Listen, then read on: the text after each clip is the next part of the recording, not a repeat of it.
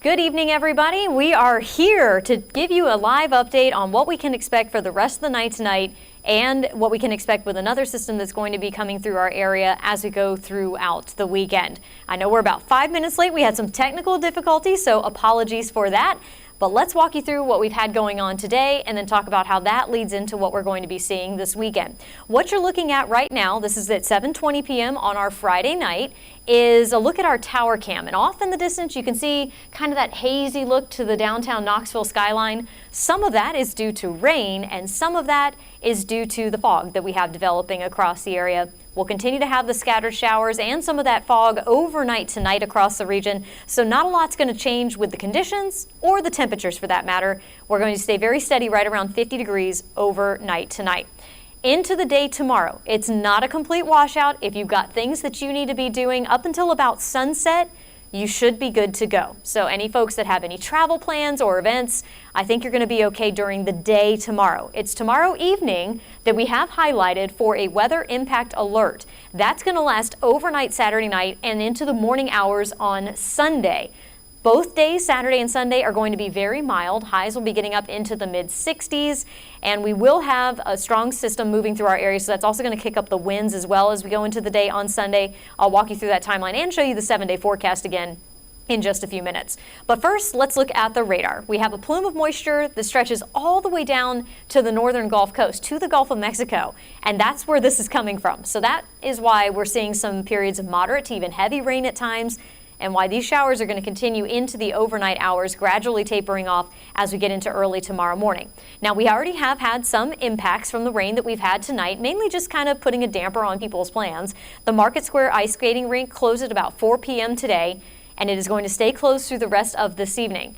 It is scheduled to reopen at 10 a.m. Saturday morning. It's supposed to be open from 10 to 10 on Saturday.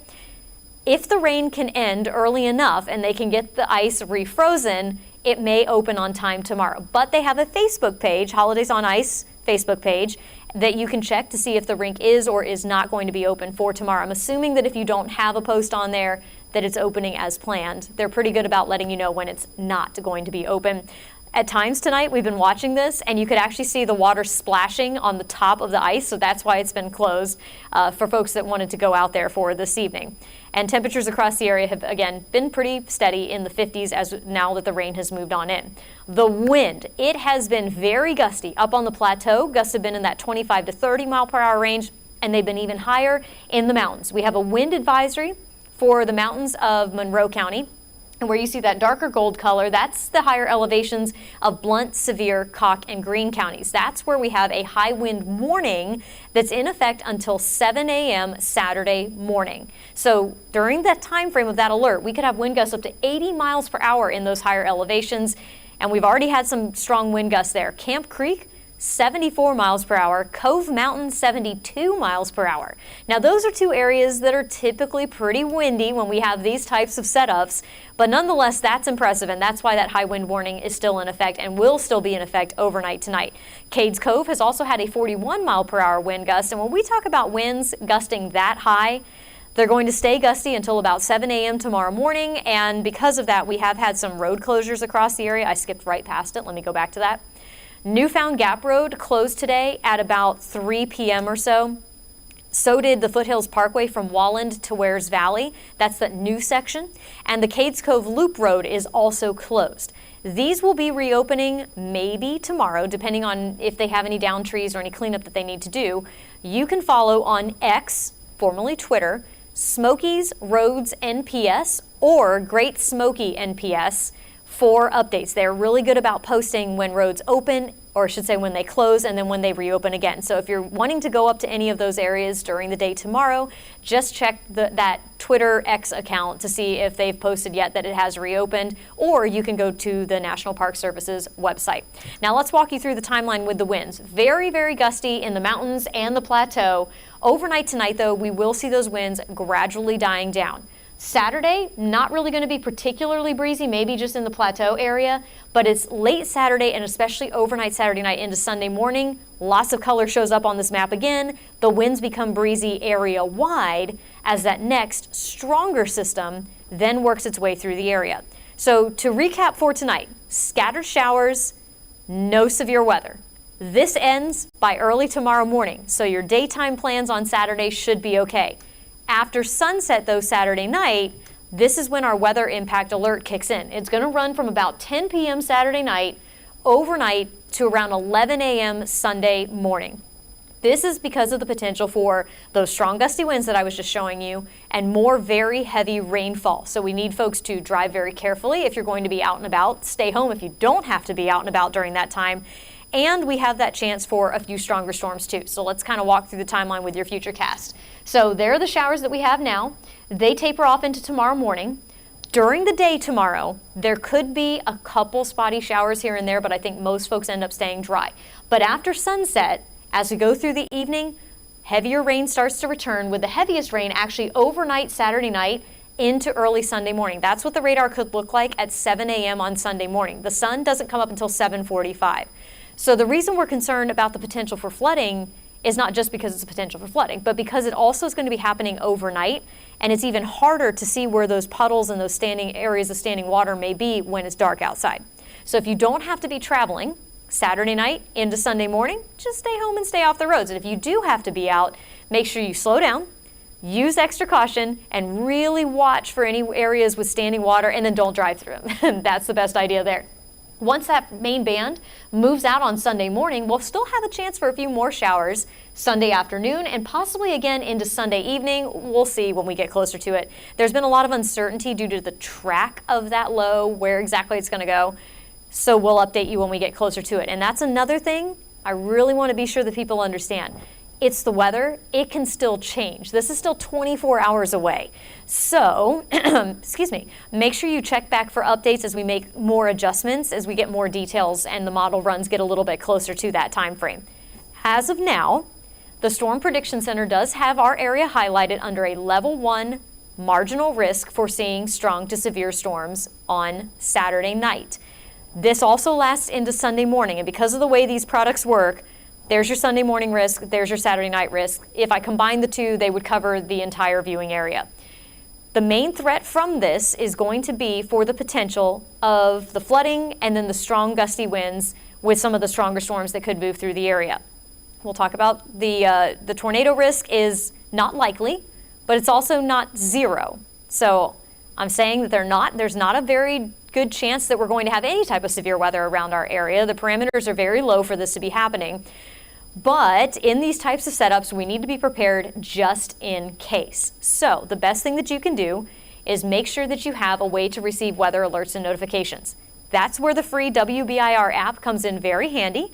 Just go into the settings, make sure you turn on notifications, and that way, when you go to sleep Saturday night, you can have your phone next to you, and if an alert goes off, you'll receive that alert, and then you can move to your safe place. I don't think there's going to be a lot of severe weather with this system coming in. The chances for that are more down to our south. But on the off chance that we have a strong storm that's impactful across our area, that's the best way for you to receive those weather alerts and notifications. Again, to go over the potential impacts. Flooding, number 1. Number 2, potential for damaging wind, maybe some isolated power outages. Tornadoes, not likely, but also not a 0% chance, so we just have to be prepared just in case. And yes, that includes our entire viewing area for any of those threats. We also have the potential for the flooding, as I was mentioning. We're looking for the rainfall totals to possibly be as high as 2 to 3 inches.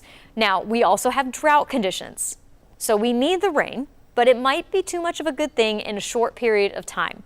So localized flooding is our concern. Low-lying areas, poor drainage areas, areas that typically have standing water when we have heavy rain move through, those are going to be the ones that you'll want to watch for the potential of flooding. This isn't going to be a big widespread issue, but locally you might have some standing water in those areas for a short period of time due to just how intense the rainfall is expected to be across the area. So one more look at that 7-day forecast for you here.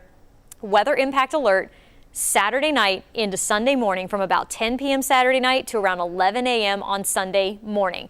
High temperatures both days get up into the mid-60s. Monday is going to be dry. Tuesday, another little system moves through the area, kicks up the winds, they're going to be breezy again, and bring some scattered showers to the region. Now, what everyone else wants to know, but what about midnight, Tuesday night into Wednesday? There's something happening, we're ringing in the new year. I would say right now, if you were doing things outside, I'm thinking of going to World's Fair Park at the Sun Sphere, for example.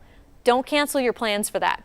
There is a chance that the showers will be out of here before then, or even if there is a few showers lingering around the area, they would be very light and not enough to ruin your plans. It's too early though to say for sure. So just again, check back for the updates as we get closer to it.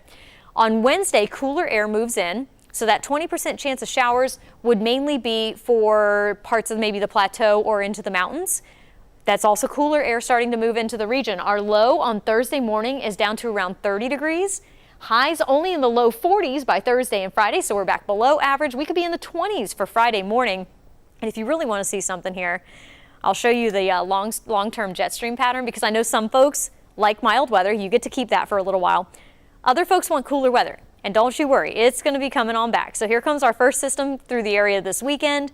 Another system comes through Tuesday into the day on Wednesday, and that just opens the doors. Look at those dark blues and purples coming on down here into East Tennessee as we go into the first weekend of January. We get another reinforcing shot of cold air on that Friday. Maybe a brief little warm up Sunday, but look at the atmosphere is already reloading for the next shot of cold air to come back down here into the southeast. So once we start into that cooler pattern, probably by maybe the second week of January, the first full week of the month, Climate Prediction Center is showing pretty good confidence in those temperatures being below average. At that point, our average highs are in the upper 40s at about 48, 49 degrees, and our average lows are below freezing. So we would be cooler than that as we go through the beginning of January. So that's your longer range outlook for those of you. So a quick recap for you. No severe weather tonight, just scattered showers that are tapering off. Time tomorrow should be mostly dry. Stray shower not out of the question, but should be pretty good for your outdoor activities. Tomorrow night, overnight into Sunday morning, that's the time to watch. That's the weather impact alert. A few lingering showers again on Sunday afternoon, and then we're dry as we go into Monday, and we'll go from there and take it one system at a time. I hope you enjoy the rest of your Friday evening and the weekend ahead. Check back for updates to this forecast. We'll be back tonight at 10 on Fox 43, at 11 on WBIR, and meteorologist Tavian Whitehurst will be back at 6 a.m. tomorrow morning for those of you who want a morning update.